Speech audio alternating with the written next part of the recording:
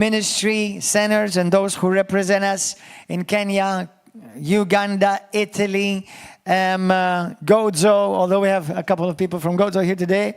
Hallelujah. We welcome you this morning. Those of you in America also who are part of this ministry in the UK, we welcome you. Also Pakistan. We want to greet you, brothers and sisters from Pakistan. Thank you for being with us this morning. I trust that this message will greatly bless you in Jesus' name. I want to share something. You know, our ministry in Pakistan, our brother Shahzad, and we greet you, brother. They watch the services and he translates what we preach in Pakistani, in Urdu. Isn't that amazing? Hallelujah. That's a real blessing. Hallelujah. So, are you ready for the word this morning? Hallelujah. Okay, well, pray with me as we get ready to receive the word of God. Heavenly Father, we thank you, we praise you, and we magnify you. Thank you for, oh Lord, that you give us the privilege this morning to receive the word of God. And Holy Spirit, I thank you that you quicken within us the word of God, making it alive, making it sharp, that it will change us and transform us into the image of our Lord and Savior, Jesus Christ, forever and ever. Amen. I want to talk to you today about what gives our great inheritance, what gives us this authority and this right and this privilege as sons of God. You know, last Wednesday, and I mentioned it a bit yesterday too, I spoke about don't let the enemy steal your inheritance. Don't let the enemies... If there's one thing for sure that you can be sure of as a child of God, is that the enemy of your soul, he wants to steal your inheritance. Did you know that?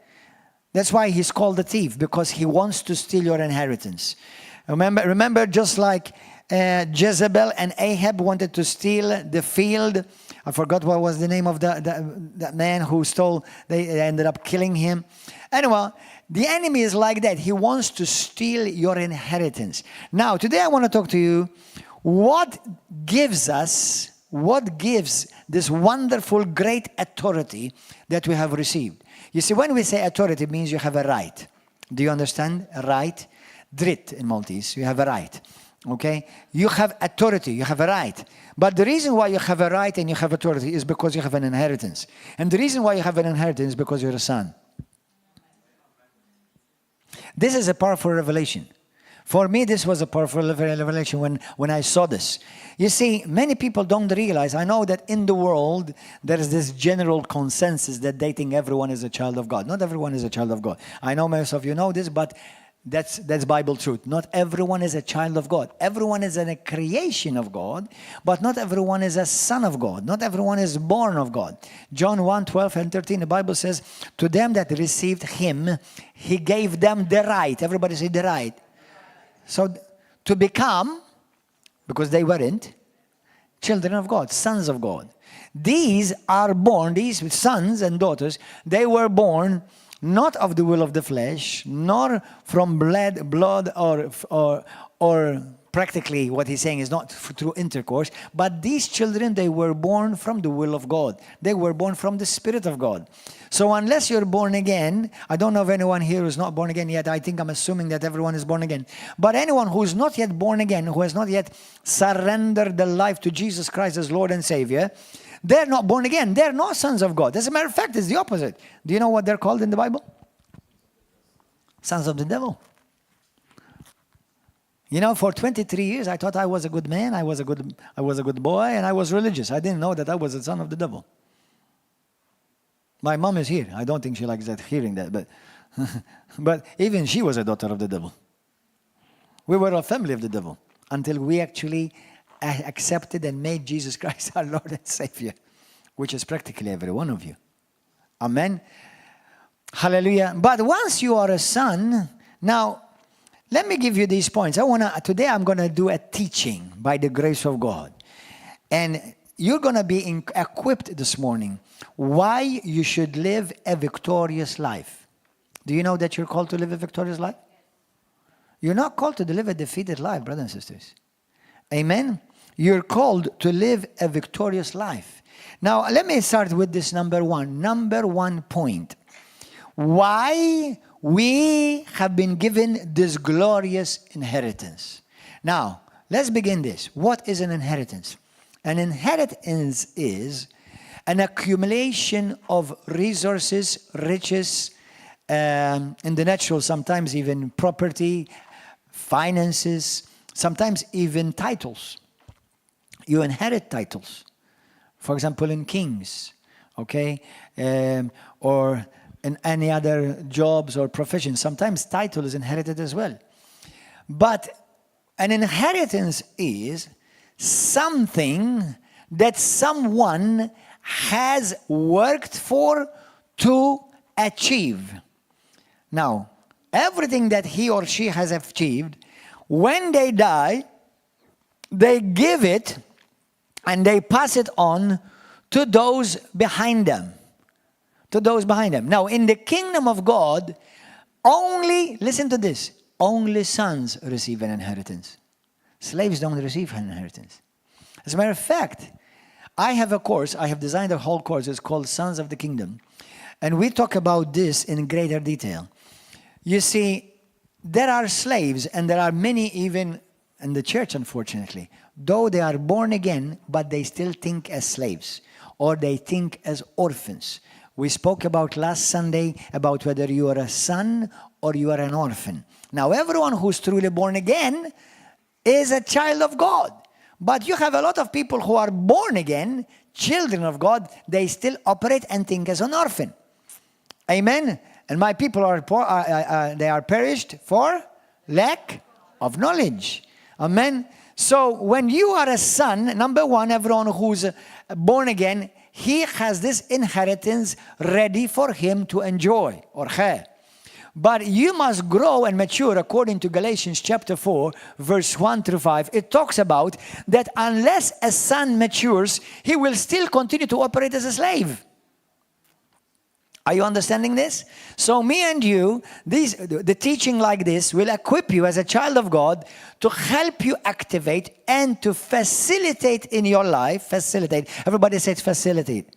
It comes from the word facil, to make things easy. Okay? Even in Maltese we say facili. Facil. It means make it easy for you to operate in it. Amen? So when you're a child of God, you have received a glorious and great inheritance. In Malta, generally, normally, when things are not gone something really bad, normally parents leave their inheritance to their sons. And if you're a parent here, if you leave your inheritance, make sure you split it equally with your sons and daughters. If you don't want to live hell behind you. Okay? But that's another thing. All right. So, because I've seen many people destroyed, many lives destroyed when they do not leave their inheritance right. Anyway, that's another thing. And so when you leave an inheritance, you normally leave it to those who are of your seed, your children, your sons, and your daughters. You don't normally leave your inheritance to your slaves or to your mistress or to those who just come and clean your house. Now, recently, I had somebody in my family from my wife's side, they left me a small inheritance. I couldn't use very much of it, but they left me, God bless them, because they left me 2 statues. So, they're actually somewhere in Villa Rosa, near Baharicha. In different pieces. Anyway, but at least he thought about me. That was very sweet. Okay, that was very sweet. I couldn't sell it. How am I going to say, hey, I'm Pastor Gordon, I'm selling these statues. How will that look? So anyway, praise God. So they left me. I did not earn that. And you cannot earn an inheritance. It's only left for you for free. You cannot work for an inheritance. Otherwise, it's not an inheritance. Otherwise, it becomes a reward. Do you know that heaven is an inheritance? Heaven is not a reward. Heaven is an inheritance. Do you know that healing is an inheritance? It's not a reward. Do you know deliverance is an inheritance? It's not a reward. Do you know that favor is an inheritance? It's not a reward. So we have this glorious inheritance, and Paul says, let me show it to you for those of you who may not be familiar with it. Go to the book of Ephesians 1. Ephesians 1. Holy Spirit, teach us this morning. Equip us this morning. Now, Paul speaks to the Ephesian church about this glorious inheritance that they have. But many of them were not walking in their inheritance. Many of them were, although their inheritance belonged to them, but they were not walking in their inheritance. And Paul specifically prayed that they will know their inheritance. Are you understanding? So, let's read this. Ephesians chapter 1. I'm going to read from verse 17. He is praying that the God of our Lord Jesus Christ, the Father of glory, may give to you the spirit of wisdom and of revelation in the knowledge of Him. And that the eyes of your understanding, being enlightened, that you may know what is the hope of His calling, what are the riches, look at this, the riches of the glory of His inheritance in the saints. Where are the saints? So, of the glorious of His riches, of the glory of His inheritance in me. I have a glorious inheritance. Everybody say, I have a glorious inheritance. And what is this exceeding greatness of His greatness of His power towards me who believe? So what is Paul praying? And this is a prayer that you can actually pray it over you. What Paul is praying is that, brothers and sisters, I want you to know the glorious inheritance that God has for you. It's already in you, but you can only work it out by revelation. You can only access it by revelation. You can only facilitate it by revelation. Because though this is a reality in the life of every Christian, but yet many of them still live as orphans and slaves.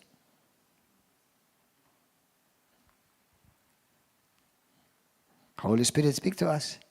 So now today I want to talk to you, because that's just the introduction. Now I want to talk to you what has given us this glorious inheritance. Number one, the blood of Christ. Number one, the blood of Christ. The Bible says in Ephesians chapter 2 verse 13. Chapter 2 verse 13. Look at what it says. Hallelujah. Thank you, Holy Spirit, that you're speaking to us this morning. You're speaking to this church, equipping the church, raising up the church. But now in Christ Jesus, you who were once far off have been brought near by the blood of Christ. You know, we have many people that follow us and watch us on TV, on YouTube, of all denominations, Catholic, Orthodox, Protestants, Evangelicals, atheists. Actually, I just found out even some Jews are watching us. Jews are watching our program. Praise God. Muslims watch our program. I've met a couple of different times in Valletta. I say somebody Muslim said, hey man, I love your program. I don't agree with everything with you, but I really like what you say. Isn't that interesting? Glory to God. Hallelujah. So, but I want to say a word to our beloved friends, Catholics. You see, here in the scripture, it says that we who were far off has brought us near by His blood. How far are you from God? How far are you from God? How far away is God from you? You're going to see a scripture in a moment that for me, it has blown my mind many times. Go to the book of Hebrews, chapter 10. Hebrews chapter 10. Thank you, Holy Spirit, that you speak to us this morning. Verse 19. Thank you, Holy Ghost.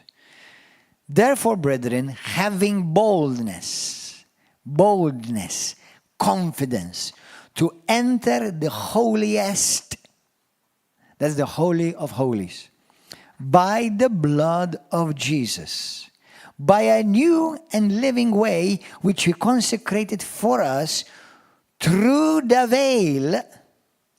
Through the veil. In the Old Testament, let me say this quickly. In the Old Testament, there is a temple. There was a temple. It's called first it was called the Tabernacle of Moses, and then it was called the Temple of Solomon. which is the same design. Now that design, according to Hebrews chapter 8, it's exactly the way heaven is designed. Heaven is designed. Now, in Hebrews chapter 12, the Bible says that God is called the Father of spirits. When you were born again, God spit you out of his mouth. You came out of God. Did you know that you came out of God? He's called the Father of spirits. Amen.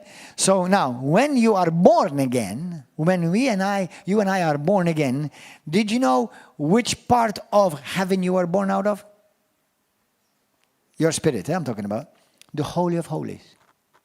And because of the blood of Christ, you are not born a sinner. You are born a perfect spiritual being.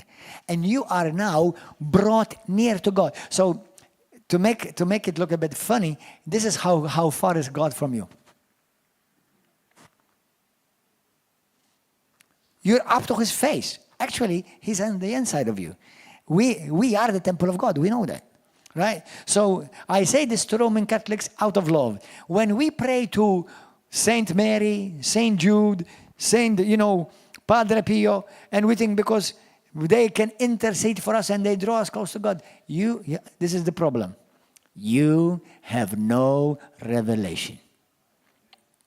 That's why they pray to saints, and they pray to Mary, and they pray to all bunch of patriarchs and whatever. Why? Because they don't realize that they and God already are one. But even when me and you pray as a Christian, people may be Christian. Obviously, most Christians don't pray to saints anymore. We pray for saints on earth because we're called saints. Okay? But you and I, when we pray, our prayers in Christ are coming out that place called the most holy place. Because of the blood of Jesus Christ, now we've been made sons and we've been brought behind the veil. In the Old Testament, behind the veil, only one man could enter once a year with the risk of becoming Kentucky Fried Chicken if he doesn't order right. Right? Because if there's anything that he does wrong, he will be fried and killed dead right there. They will have to pull him by a rope. Okay? So now today, listen to this. Me and you no longer enter that place afraid. We enter with boldness. Did you get that? In the Old Testament, one man could enter after going through so many rituals of cleansing and making sure you don't have any one sin left. Okay? And even then, he would enter with great fear and trembling. And some died. Today, you and I, as a son, we enter with boldness. Boldness. With confidence. Be careful. Don't confuse confidence with cockiness. Because our confidence is not in us. Our confidence is in the blood.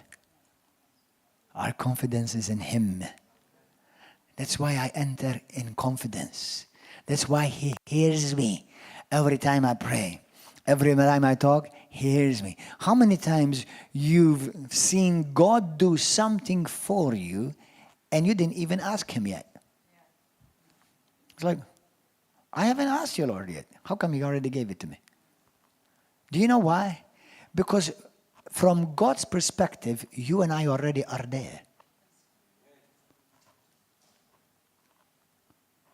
That's why even when we pray, we don't pray asking, we pray activating God's will.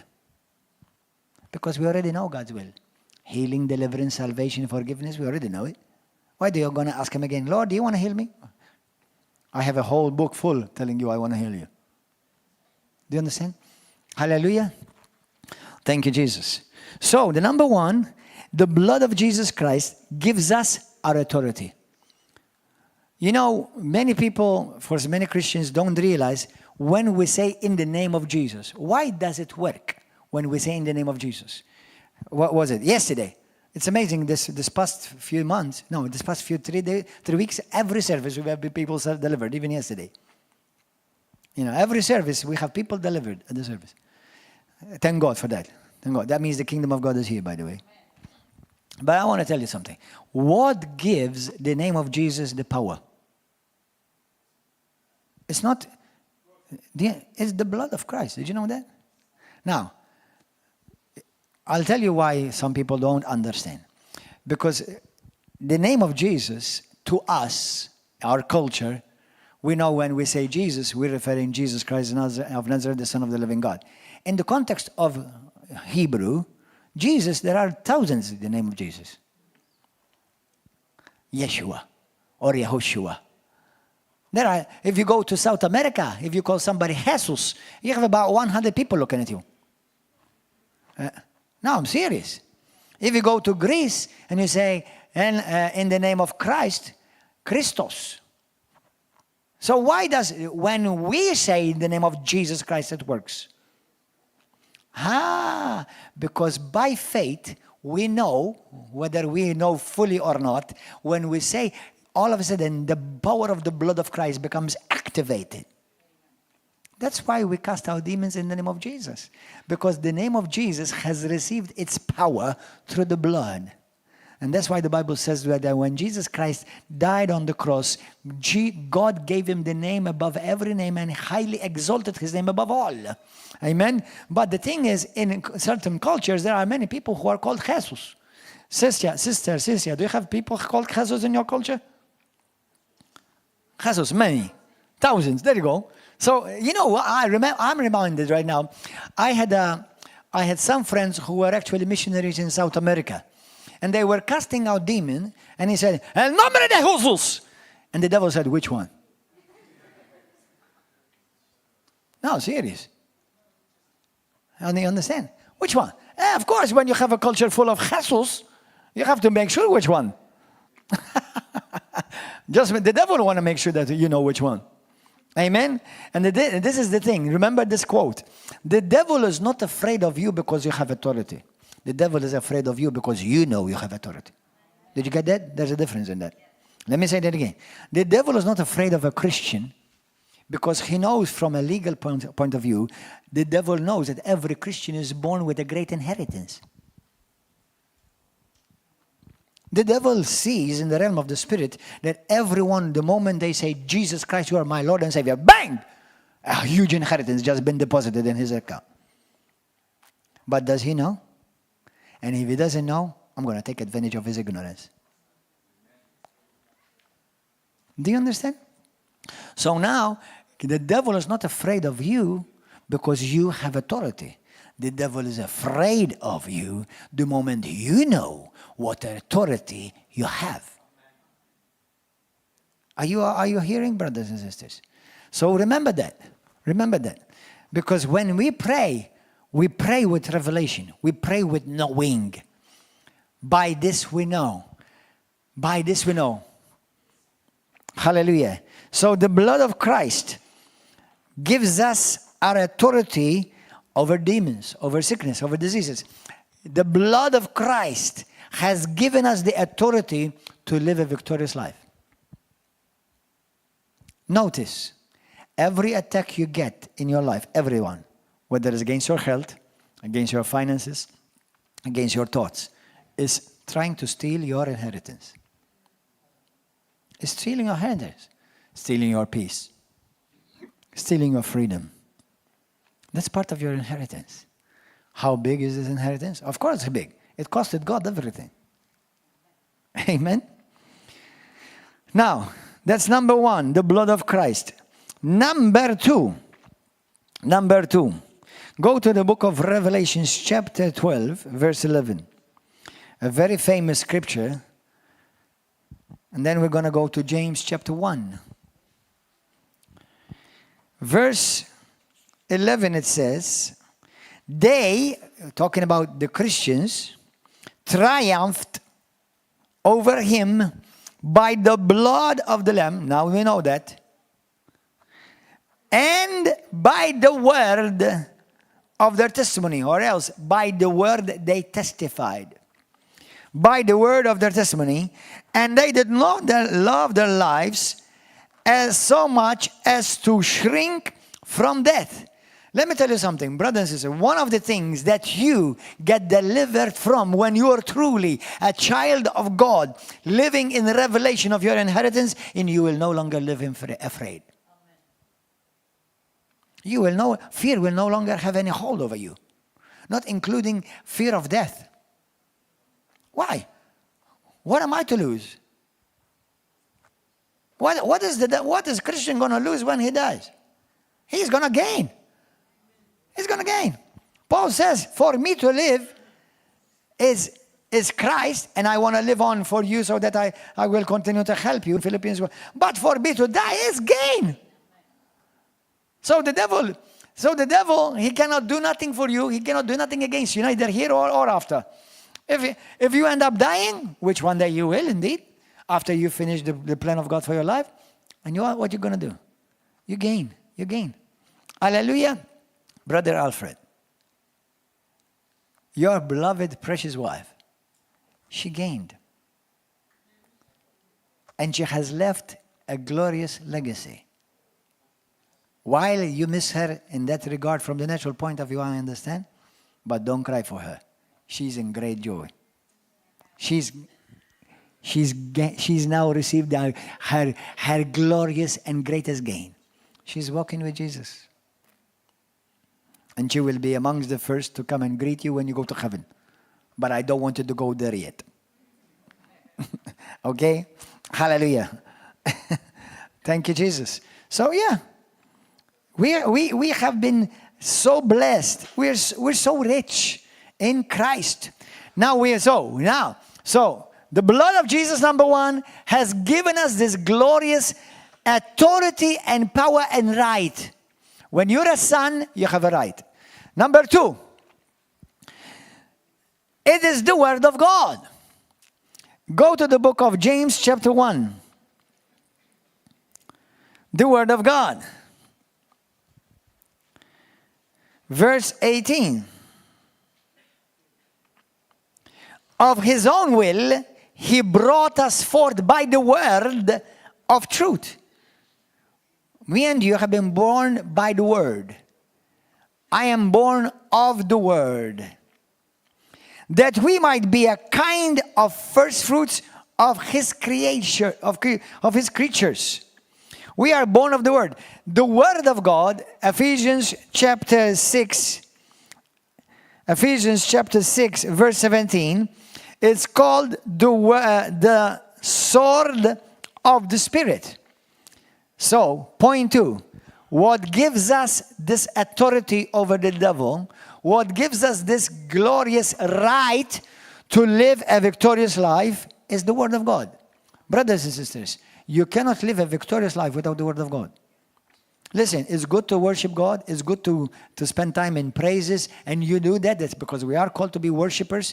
But listen, you cannot live a victorious life without the word. You have to have the word of God. I have a saying, and I'll give it to you. It says, fill yourself with the word of God so that when you're squeezed, God will speak through you. But what do we have? When we have Christians under pressure, they start speaking like the world. Do you know why they speak like the world? Because the word is not in them. You know, there are many types of prayer in the Bible: intercession, supplication, prayer of agreement, prayer of faith, prayer of dedication, prayer of consecration. There are different types of prayers in the Bible. But one of my most favorite prayer is praying the word. Praying the word. What does that mean, you pray the word? That means instead of me trying to convince God and twist his arms to try to do something for me, what I do is I return back to him the word of God himself. What you've just promised, it shall be done. Praying the word. Pray the word. You see, I don't ask. There are certain things that you don't need to ask God anymore for the rest of your life. You know it's his will. Pray the word. Speak the word.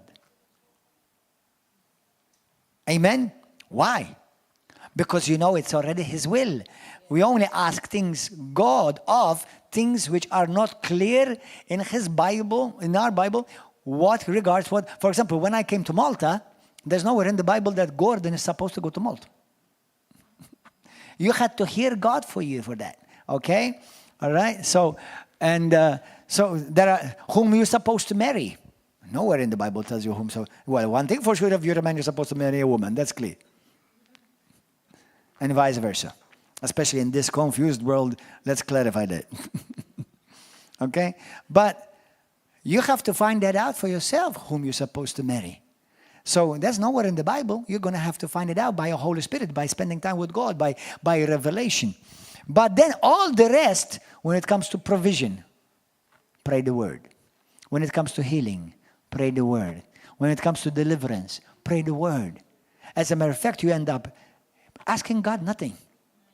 All you're doing is activating the will of God, releasing it upon this earth. Hello, are you okay, guys? So we pray the word because the word is what gives you. Listen to this. In English, we have the word will, which means two things. The will means what God desires. What God desires for you, that's called the will of God. But then there's another will, and the will is called the inheritance. You see, when somebody dies, he leaves a will. And when you go and read the will, you'll know what belongs to you. Guys, you've got a will. Have you been reading it to know what belongs to you? Hallelujah. And when you know what belongs to you, you no longer, hey, how can I ask the one who departed what's mine? Read the will to me. Read the will. That's it. That's it. Read the will. Amen. When somebody died in my family and they left a will and they left me a part inheritance, all I had to do was I read it in the will.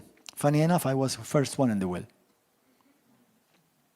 I thought it was very funny. Even my wife, she was laughing about it. Said, look of all the people in our family. He put you number one. You know, so praise God. Thank you, Jesus. So God bless him. He is in heaven. He gave his life to Jesus Christ, and that was the greatest inheritance. He received the better part of the deal. Amen. Hallelujah. So the word of God, so we see the blood and the word. When you speak the word, when you activate the word, you are operating, and you are, listen to this. When you receive and you activate the word of God in your life, you're activating the perfect will of God. Because the word is his will. You activate the word, you activate his will. Amen? So the word, that's what Jesus did. In the book of Luke chapter 4, Matthew chapter 4, what did he do? How did he overcome the devil? By the word. By the word. He spoke the word. He claimed the word. He spoke what was written and made it alive. Amen? So the word of God is what gives you and I the authority and the right to live a victorious life. Amen? Stop asking God about things which he already told you what is his will. Amen? Number 3, point 3. What gives us our authority and our right to live a victorious life? Number 3, the Holy Spirit. Brothers, you can't live definitely. You can't even be a Christian without the Holy Spirit. You cannot nowhere near you can live a victorious life without the Holy Spirit. Amen. Bible says in Acts chapter 1 verse 8, but you will receive power when the Holy Spirit comes upon you, and you will be my witnesses. That means you will become my evidence producers in Jerusalem, in all Judea and all Samaria, and to the ends of the earth. The Holy Spirit is called our advocate. He is the one that defends you. If you read John 14, John 15, and John 16, Jesus says, I will not leave you as orphans, but I will send you the Holy Spirit. He will be with you. He will teach you. He will reveal to you all the truth. Amen. Now, the Holy Spirit is the one that empowers you and I, number 1, to become a child of God. We cannot become a child of God without the Holy Spirit. For you and I to operate in the power of the Holy Spirit, in the supernatural power of God, we need the Holy Spirit. Because the moment we have been given the Holy Spirit, God has not given you the Holy Spirit just to pray. The Holy Spirit is the revealer and the manifester of the kingdom of heaven on earth. Are you getting that? The Holy Spirit is what makes tangible the substance of heaven upon this earth. Are you getting this? Amen? That's why he said to them, go and be my witnesses. Witness means evidence producer. And what do we have? We have a lot of Christians who preach nice sermons, nice messages, but they produce nothing as far as power. Now, don't wait until you come to church to produce power. You're supposed to walk in it constantly, this. Amen? Because you are the body of Christ. He is the head, and wherever you go, he goes. As a matter of fact, I will be speaking about a message in the coming weeks about addicted to the presence of God. I spoke about a story yesterday. I'll share it with you this morning. You know, when I was living in America, when I was living in the States, and I was intending to live in America for the rest of my life, until the Lord told me that I wanted to come to Malta, to start to work in Malta. And I used to go to Bible college. I went to 2 years full-time Bible college. We used to start at Bible college at 8:30 in the morning, but I used to go there around 8, sometimes 7:45, sometimes maybe earlier, but sometimes normally about 8. I used to come a bit early. I go to the church, to the sanctuary, it was open, and whoever wanted to go early and just spend time with God, and I used to just be with the Lord, spend time with God. Okay, I was still single, didn't have children, didn't have wife, nothing, just me and Jesus. Amen. And I used to go into the classes, and sometimes people used to tell me, brother, man, you're already shining. Man, brother, you're already glowing early in the morning, because I sought the manifest presence of God. Now listen to this. We are always in the presence of God. You are always in the presence of the Holy Spirit. As a Christian, there is not one moment that you're not in the presence of the Holy Spirit. Are you getting that? But this is the thing. How many of us live aware of that? You know, one of your enemies, one of the weapons of the enemy is distraction. I pray that you'll hear me deep down on the inside of you this morning. This is a distraction. This is a distraction. It's a good tool, and it can be used well as well. You know, it can be used to evangelize. But be careful that this does not become a distraction. That you're more spending time on social media, on YouTube, more than seeking the presence of God. Amen. Every good thing can be used to hang you, to self-suicide. So be careful of this. Amen. I tell my children a lot, always spend time with God, and every day they spend time with the Lord, read the Bible, praise the Lord. Sometimes we read the Bible together as well. Very often, actually. We pray every day together. Every day we pray together. Every day. There's not one day that God doesn't go that we don't pray together. But then they spend time on their social, not on their some tablet. The other is smartphone. And I tell them, I say, be careful that this does not become a distraction, because the things of the world, they're nice, and God wants you to enjoy them. But the enemy can use the good things and distract you. Me and you.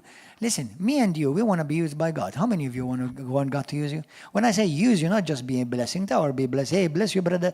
No, I want God to use me mightily. I want to see people delivered in the middle of the street, in the middle of the grocer. Not here. Now here it's become a normal thing now. No, I want to see people delivered, blind eyes sees, people walk out of wheelchairs in the supermarket. No, here it's becoming common. Thank God, I'm grateful. I don't want to take that for granted. Amen. Hallelujah. But we are to manifest the presence of God, the Holy Spirit, everywhere. Just because you leave the sanctuary of the church and you think that you're no longer walking in the power of God, it's always with you. You know, yesterday I said the story, I repeat it to you. You know, some time ago, about a year and a half ago, all the church had left, everybody is left. We were left about 2 or 3 in the cafeteria, and I was here by myself. And a sister came, and she said to me, Pastor, I need prayer. And as soon as I prayed for her, man, she started manifesting and throwing away churches. And that moment, I was looking, what is the praise and worship? Give me hallelujah. So, because we think that we as charismatics, Pentecostals, we want to create this atmosphere of healings and miracles, Oh, breathe upon me, precious God. Breathe upon me, Holy Spirit. Oh, and all of a sudden you don't have that. And we think that that's what creates the power of God.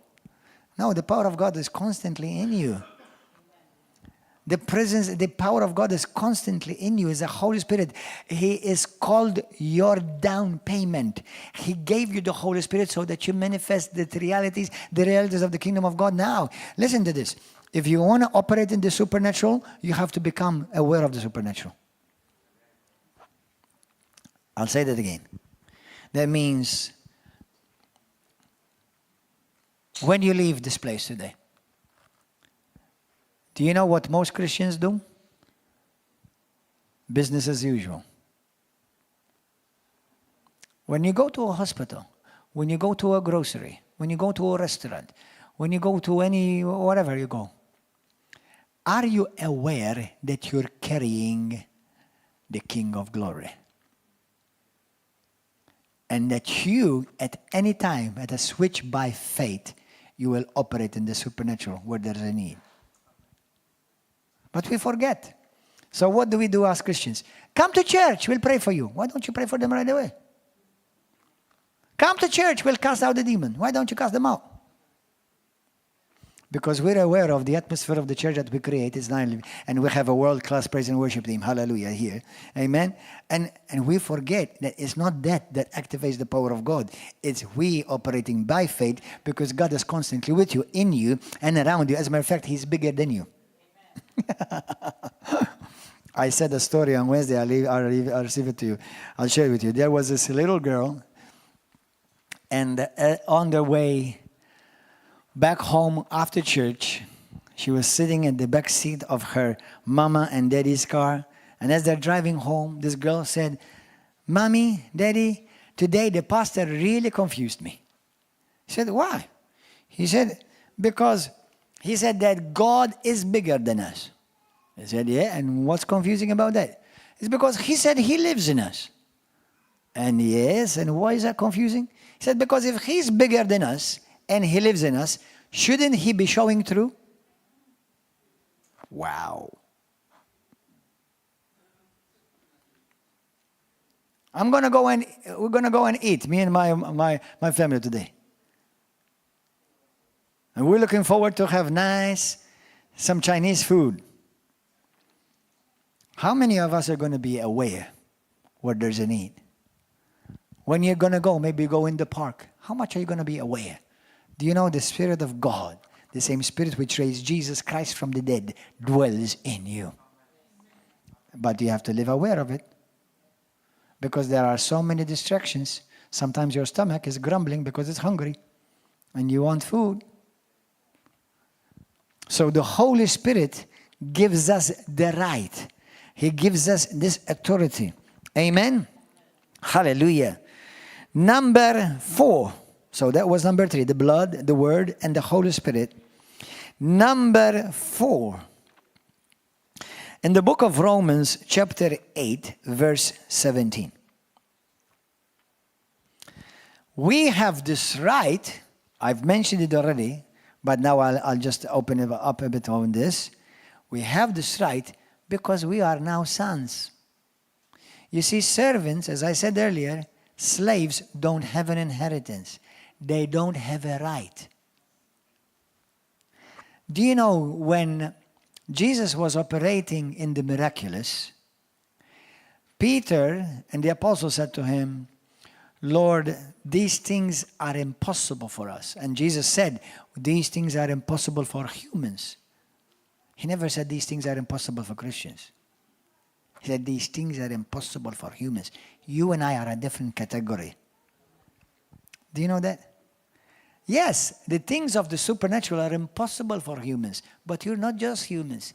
You are now Christians. You're a different class. You are first class. Hallelujah.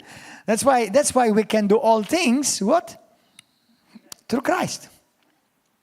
Humans can do nothing. Jesus said, without me, you can do nothing. But with me, there's nothing you cannot do. Hallelujah. Amen. Are you enjoying this, brothers and sisters? Are you receiving something? So now, point 4 is, we have this right, we have this authority, because now we have been born of God. We are sons of God. We have the DNA of God in us. Do you know that we have the DNA of God in us?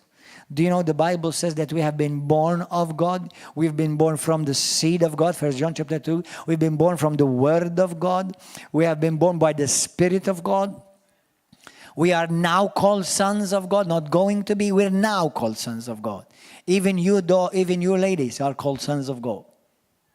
Just like you boys are called the bride of Christ. Amen. So we are sons of God. Yes, we can call you daughters too, but sons of God because we have received the same DNA of God. We have the same Spirit of God. Amen. And only the Spirit of God, only the DNA of God can crush. I'll say that again. Only the seed of God can crush the devil. That's it. Hallelujah. Some of you are looking at me like, give a wonderful shout to Jesus. Hallelujah. Glory to God. Amen. Some of you are still not convinced.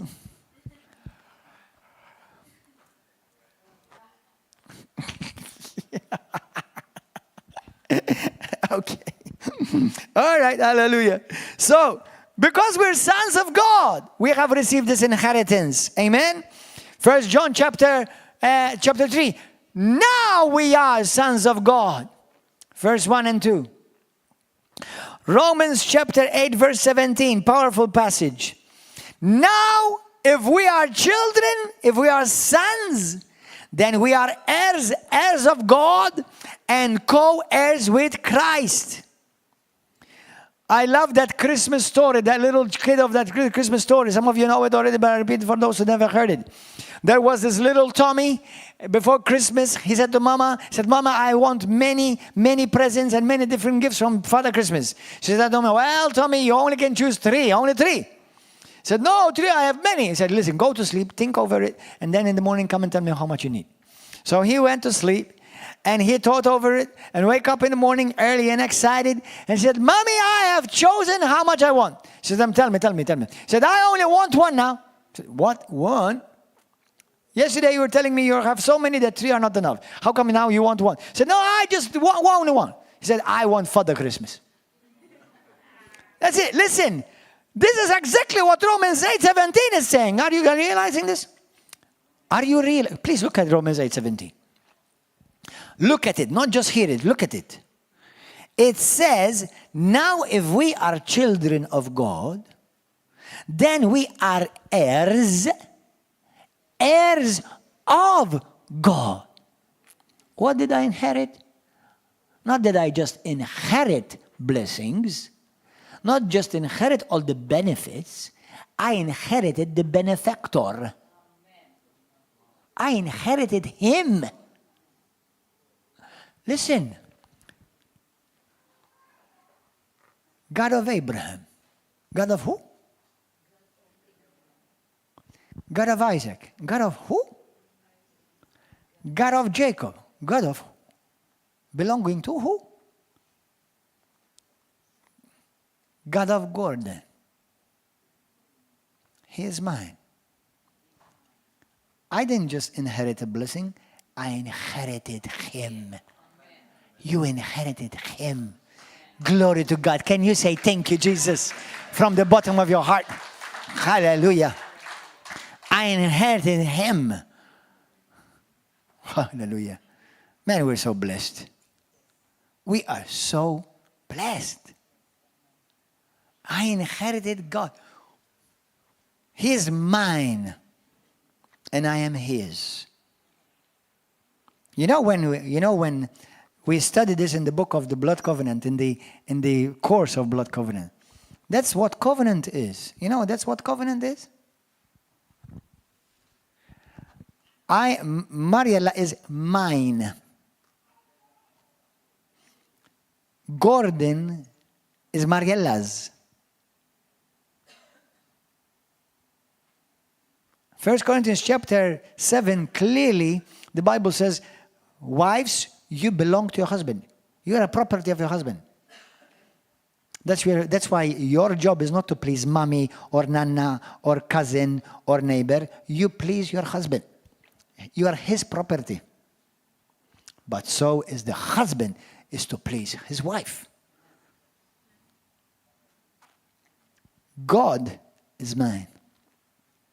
Now, I understand that this is for religious people. This is like, well, what is he talking about? Well, go and read your Bible. Go and study covenant. Because these are covenant words. When you're a covenant, no longer two. 1 Corinthians chapter 6, 17, one of my top favorite scriptures. Whoever is joined unto the Lord is one spirit. That's why in the realm of the spirit, when you and I, by the grace of God, live by this revelation, when I pray, it's no longer me speaking. When I walk, it's no longer me walking. When I think, it's no longer me thinking. Because for me to live, not for me to go to church, not for me to pray, but for me to live, it's Christ. I'm an expression of Christ in a different tent. This is a powerful quote. I'm an expression of Christ in a different tent. You have a different tent, but we are all an expression of the reality of Christ. And when Satan sees you living in your inheritance, he doesn't see any difference between you and Christ.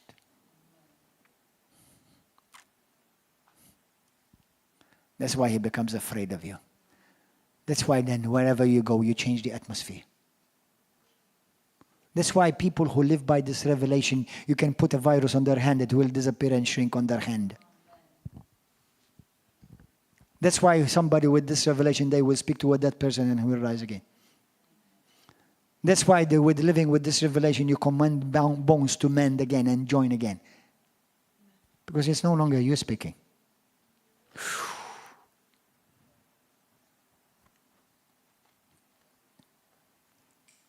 Everybody say, Holy Spirit, give me greater revelation of these truths so that I may live in them, that I activate them, manifest these truths in my life and bring maximum glory to God in my life. If you've seen me, you have seen the Father. Me and you are called to say, if you've seen me, you've seen Jesus. Now, this is not some nice, excited, bombastic talk. Some of you know the story, and I can repeat it in every preach. When I was casting out demons one day, and the sister was telling me, she manifested, she screamed, she fell on the floor, and when she got up and she said to me, Pastor, I'm sorry, I screamed, it was not me. I know it wasn't you. She said to me, but I'll tell you why I screamed. She said to me, because when you prayed for me, and you looked into my eyes, he said to me, I didn't see you. He said, it was not you. She said, I saw Jesus at that moment. We think that these are nice theories. In the realm of the Spirit, this is reality. But we get so distracted. We get distracted. And the devil wants to distract you. He will bring you the apple or the banana, like he did to Adam and Eve. I'll bring you a fruit. This is good. No, this is good. What God said is good. Not what you're saying is good. You're about to rob me of my inheritance. What did he do to Adam and Eve? Rob them of their inheritance.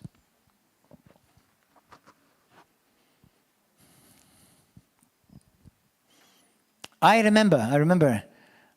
Mary Gallia, look. That beautiful young woman there. Mary Gallia was blind. Did you know that? That woman was blind? She walked up to the stage. How many years ago? How many? 10 years? No, not 10 years. Maybe 5. Yeah, you were 10 years, okay, blind. She was completely blind in one, right? She walked up to the stage. And I tell you what, in the natural, you're such like, oh, Lord Jesus, you better turn up. Hallelujah. And that's in the natural. But that's because we become aware of our weaknesses instead of more aware of His strength. Do you understand? And she walked up, and right there and then, a miracle manifested. I mean, I was operating like, you don't touch me. Can't touch this. But that's exactly how miracles happen. You have to forsake yourself. You have to forget you. Become aware of Him. That's how miracles happen. Forget you and become aware of Him. That's how miracles happen. Well, remember what you've done last night. Remember what you did yesterday. That's the devil. God says, magnify the blood.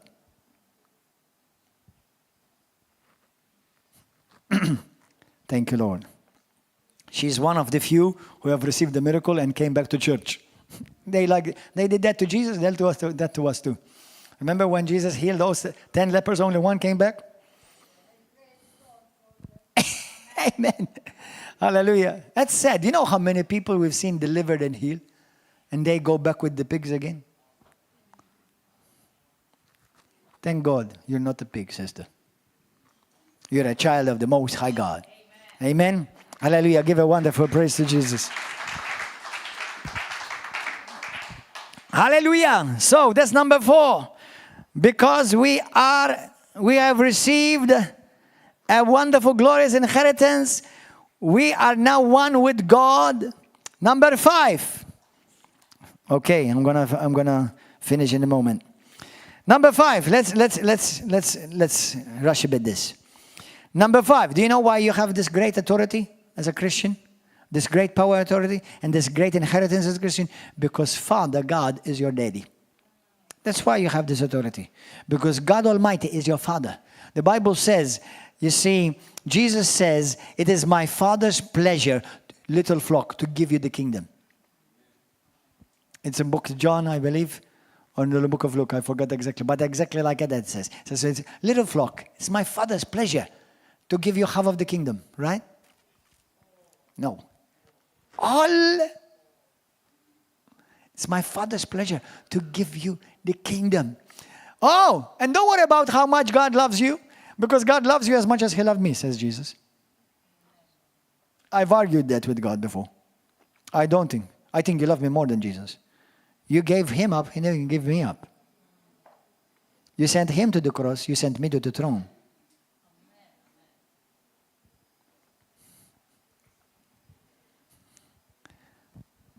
Amen. So Matthew chapter 6, verse 6 through 9, when you pray to your Father who is unseen. This was a revelation to people that day. To call your God your Father. And then, number 1, they were offended because Jesus called God His Father. And then they were offended because now He told the disciples, He is also your Father. Wow. Listen, sometimes I'm preaching these things and I'm thinking like, man, my brain is trying to catch up with my spirit. Seriously.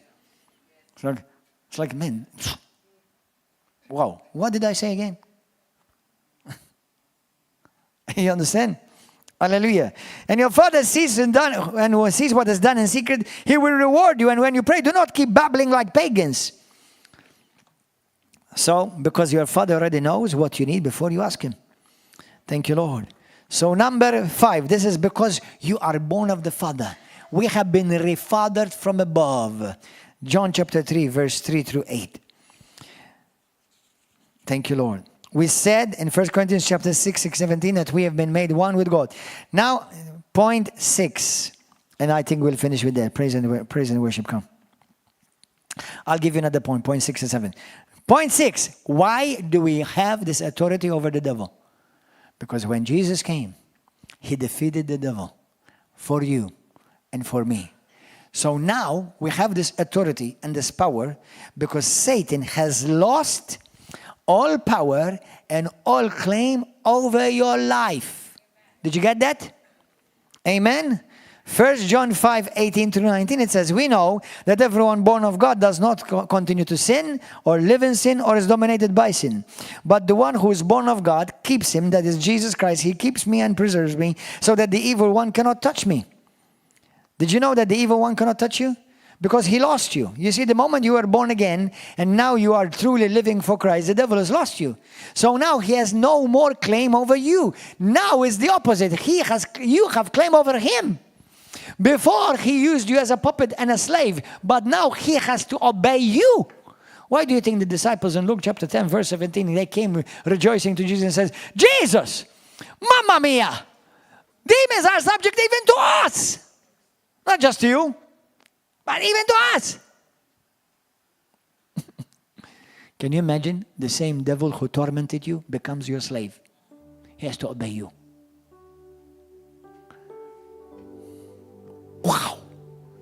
The same demons who terrified you, tormented you, the moment you become a child of the Most High God, they have to obey you.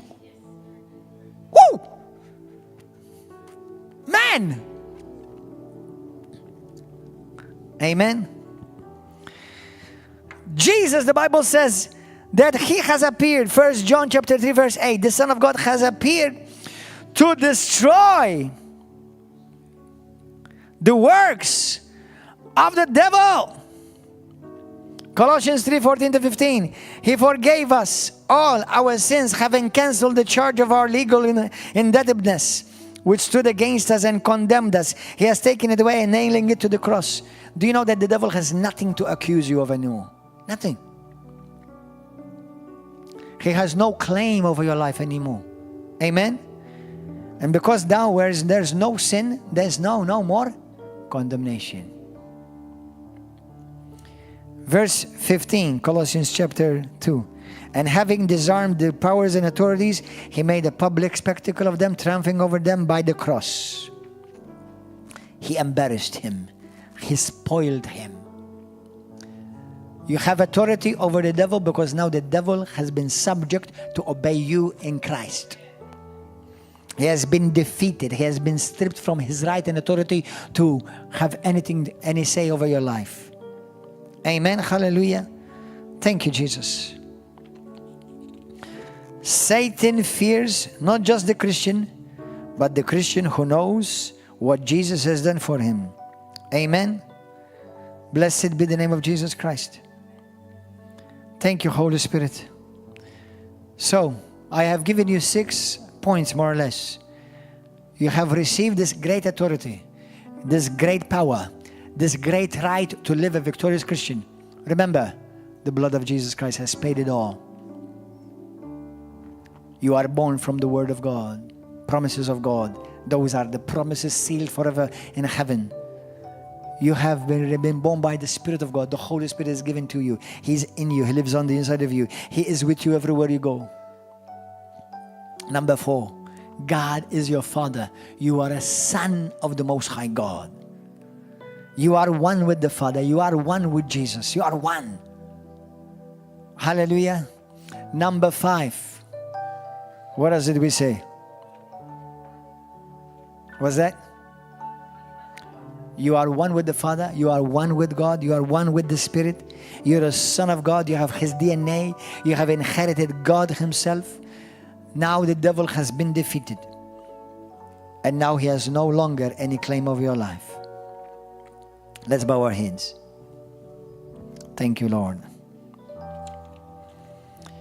Yes, Lord. We have much to be grateful for. Much, much, much to be grateful for. I pray that every one of us, we will live in revelation of this glorious inheritance. This inheritance of great power and authority that has been given to us in Christ. And I could have given you a ton of other scriptures, but that's enough. There's go and do homework, go and study, go and meditate these truths. Listen, whatever is oppressing your life today as a Christian, it's illegal. If it's a sickness, it's illegal. But you have to know this. You have to get this as a revelation. If you have depression, anxiety, it's illegal in your life. If you're living in fear, it's illegal in your life. Because it has no legal right over you. The only thing that the devil put upon you is what you allow him, because he uses your lack of knowledge or your ignorance or your lack of acting upon what God already has provided for you for free in this glorious inheritance. That's why we're not going to live in lack of knowledge. We're not going to live in ignorance. We're not going to live distracted. I'm going to live purposeful. Knowing where I am, knowing who I am, knowing where I'm going. Amen. In Jesus' name. I am assuming that every one of you is a Christian, but I want to give the altar call somewhat irrelevant. So just in case anybody is here who wants to give your life to Christ, or maybe recommit your life to Christ, make a fresh dedication. Those of you on YouTube and Facebook or on television, if that is you, if you want to give your life to Christ Jesus today for the first time in your life, you want to ask him to become your Lord and your Savior. And I want to encourage you to ask him to take over. Ask him to take over. Whatever you're going through, if it's not of God, it's illegal in your life. Listen, don't use reason. Don't use reason. Because you know what reason will tell you? Well, no, I'm going to make some of you nervous. Allow me to speak the truth, okay? Even if it's a challenge for you. Sometimes we say, well, the situation in the world. I don't care. My standards are not the world. I live in the kingdom. I don't live in the world. What's more real to you? What the world says or what kingdom says? Some will say, well, now I'm old. Pastor, now I'm old. It's old age. I understand it's a challenge. And don't tell me anything after the service. It's either you get it or you don't.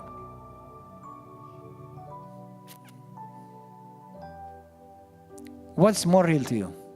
What the doctors have been saying, well, you're growing old now, you're bound to be sick. You're bound to have all these types of, not in Jesus' name, that's not my inheritance. That is not my inheritance. That doesn't mean that the devil will not try to come and knock. Can you please let me in now? It's time, you're old now. No. It's not my inheritance. It's not my package. That's not what Jesus... The Bible says very clearly, even in old age, he will renew my strength. But if you accommodate it, that's between you and Jesus. I'm not telling you that you don't go to heaven. You just end up going to heaven earlier. It's okay. He still loves you, and you'll still make it into heaven if you serve Jesus Christ with all of your heart. It's okay. But what... You see, men and women of God in both Old Testament and in New Covenant, the people that we admire, they fulfill the plan of God. Many of them. Some of them didn't, by the way. They have to live by the revelation. Go and look at Smith Wigglesworth. Go and look at Kenneth Hagin. Go and look at John G. Lake. Go and look at these people. These are people that you have to look up to. It was not death that determined their exit. It was they fulfilling the plan of God. That's it. I know this is a stretch for me. Don't think that I am, It's a stretch for me. But it's true irrelevant. If it's true, it's true. That's it. I have to rise up to it. Full stop. And if I don't reach it, I don't call it sour now like some people do. Well, Pastor, I don't want to know. I want to live by the reality of the kingdom. And if I haven't reached it, then I continue to press on, like Paul said. I continue to press on until I reach everything that God has for me. Amen? But if you want to live like the world, loving Jesus, it's okay. You can go to heaven. God bless you. No one is going to condemn you. It's up to you what you want to live. And you don't condemn others too. Because you cannot live by my revelation. You can live only by your revelation. Are you getting this? You can be a wonderful pastor, a glorious, an anointed apostle. I can't live by your revelation. I can only live by my revelation. Are you understanding? It doesn't mean that you're not wonderful, you're not precious, you're not loving. All of that is true. But revelation is what brings transformation.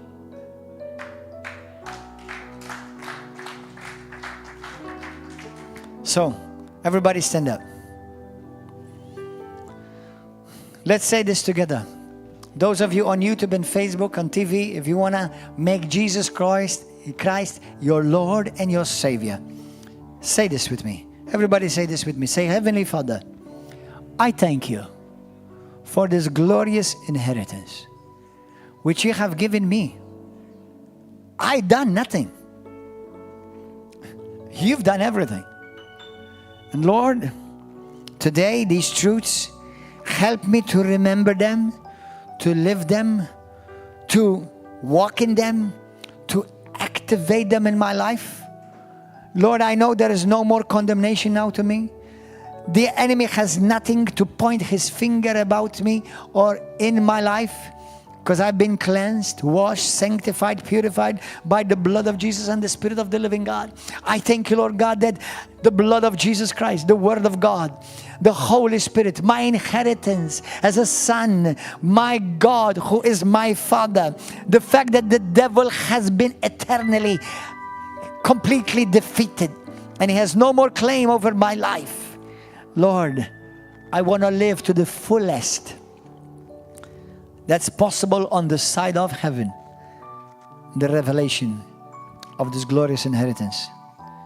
My Lord and my God, possess me today. Possess my thoughts, my body. And Lord, I ask you to forgive me where I've allowed distractions, sometimes maybe even good ones, but I allow distractions to get my mind and my focus off of the realities of heaven or heavenly blessings in Christ Jesus in me. This glorious inheritance in me, in Christ. And Lord, as I continue to grow in the revelation of these truths, I will not be prideful. I will not be arrogant. I will not be cocky, because I gave none of this to myself. It was given all to you by you as a mighty, glorious gift, paid in full by the blood of Jesus. I boldly confess, Jesus, you are my Lord. You are my Savior. And you rule and you reign in my life from now and for eternity. Amen and amen. Hallelujah. Give a wonderful hand of praise offering. Hallelujah! Thank you, Jesus. Brothers and sisters, I wanna pray for you. How many of you need healing? How many of you need healing? You need healing in your body. Lift up your hand. You need healing. Okay. Put your hand wherever you need healing. You on YouTube and Facebook. Let me tell you something. I'm about to activate the power of God over your life right now. Let me do it now. Put your hand on your wherever you need healing. Now you've heard it is the will of God for you to enter this glorious inheritance, which already is in you. Now may it manifest and become activated and reality in your life. Now believe it. Believe it. Now, precious Father, we want to give you glory. And God is glorified when we are healed. Like the Bible says. He is glorified when we're set free. He is glorified when we live blessed. He is glorified when we live in the fullness of this glorious inheritance, because this costed him everything. It costed us nothing, but it costed him everything. So now, Father, glorify your name. Glorify the name of Jesus. Those on YouTube, Facebook, who may need healing.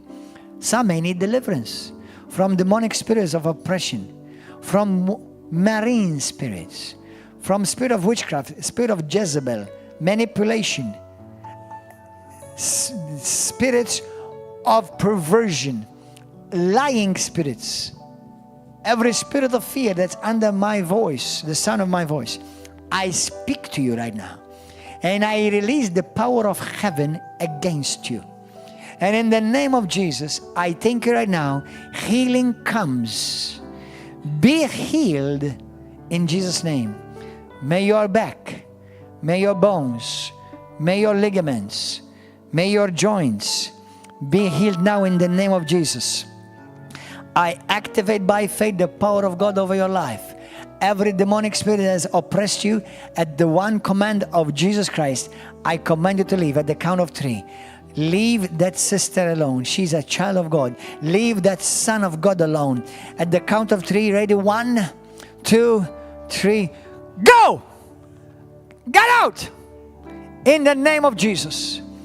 Be healed now. Be made whole now. Be free now. Pain, go now. Leave now. In the name of Jesus Christ. Receive your inheritance. Receive your inheritance. Receive your inheritance. Broken bones, be made whole. Inflammation, leave right now in Jesus' name. Sight, be completely restored. Put your hands on eyes right now. Lord, I thank you. Touch those eyes. I decree and declare over your life 20/20 vision. Every malfunction, every lack of sight, every form of blur in your eyes, any dark spots in your eyes, any form of fever behind the eyes, I command it to go right now in the name of Jesus, the Son of the living God, by the power of the Holy Spirit, on the authority of the word of the living God.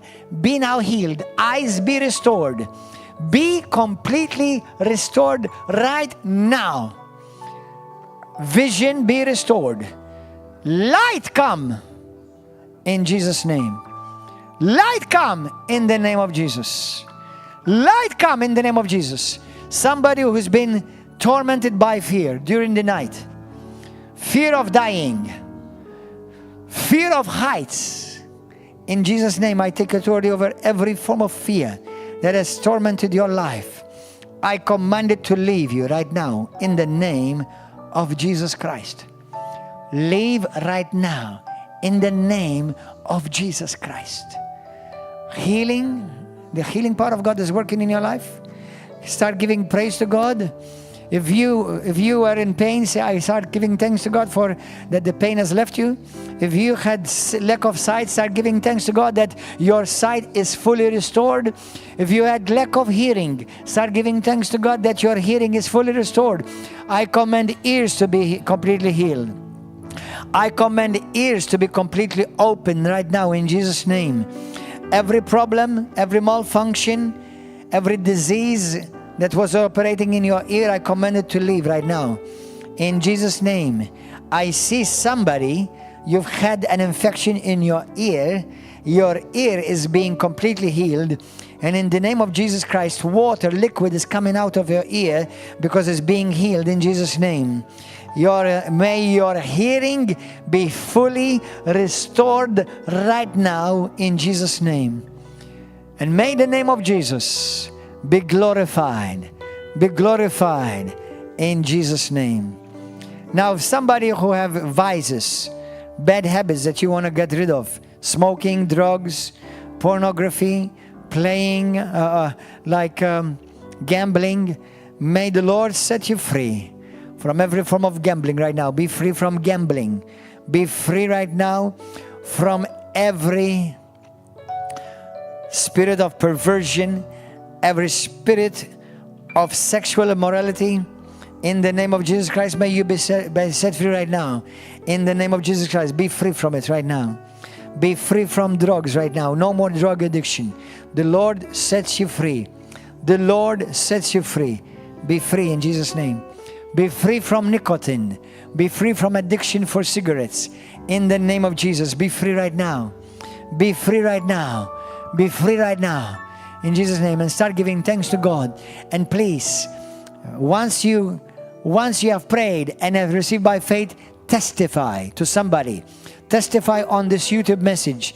Testify on this Facebook message. Testify. Tell us what the Lord has done for you.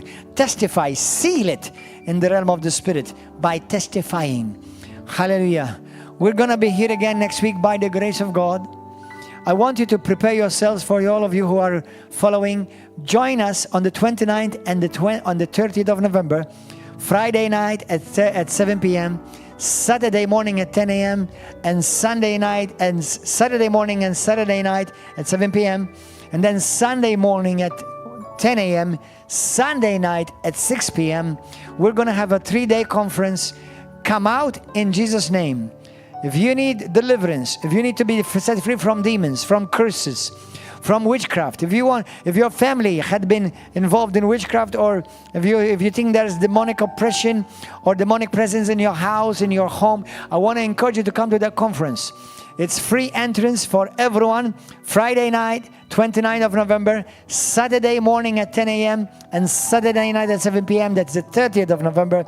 And then on the 1st of December, Sunday morning at 10 and Sunday night at 6 p.m. Come and join us. Come and learn how to live victorious and how to cast out demons and to help others be set free as well. We hope to see you. God richly bless you. Ciao, ciao. Hallelujah. Well, praise God, guys.